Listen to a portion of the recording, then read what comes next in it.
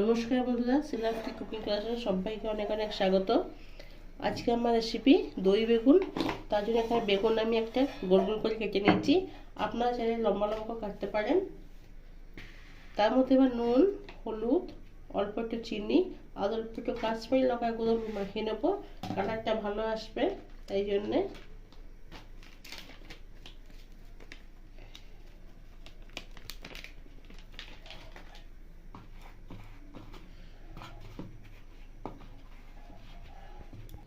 নুন হলুদ মাখানোর পরে 10 মিনিট রেখে দিলাম। তারপরে আমি এটাকে সরষের তেলে ভেজে দেবো।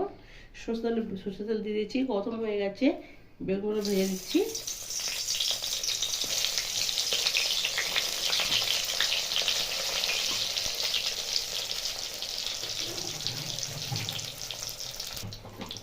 বেগুনটা ভাজা হতে থাক, তার মধ্যে আমি দইটা ভালো করে ফেটিয়ে নিয়েছি। এখানে দইটা ফেটিয়ে এর মধ্যে জিরে গুঁড়ো, ধনের গুঁড়ো,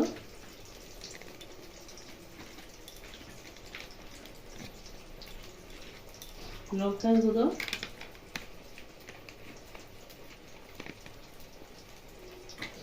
আর একটু হলুদ আর চিনি দিয়ে আবার একটু ফেটিয়ে নেবো।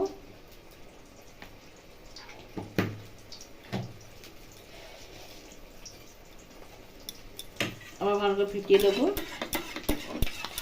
লাল লাল ভাজা হয়ে গেছে, তাই তুলে দিলাম। এবার ওই তেলে আমি দিয়ে দেবো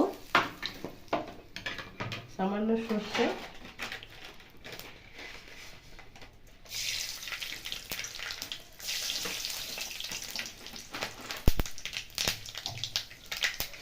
কারি পাতা, চেরা কাঁচা লঙ্কা,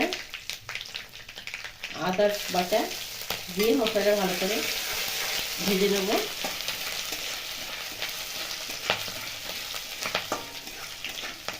মশলার সাথে সুন্দর গন্ধ বেরোলে দিয়ে দেবো এখানে ফেটে রাখা দই। এতে সব প্রকার মশলা দিয়েছি, দিয়ে দেবো, দিয়ে ভালো কষিয়ে নেবো।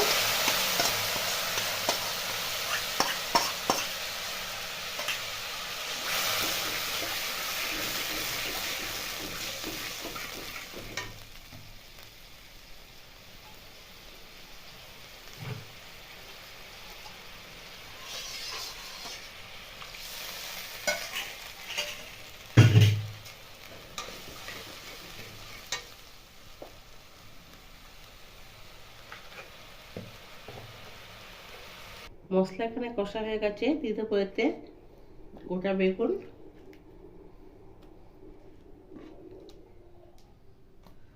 আবার 2 মিনিট ফুটিয়ে নেবো।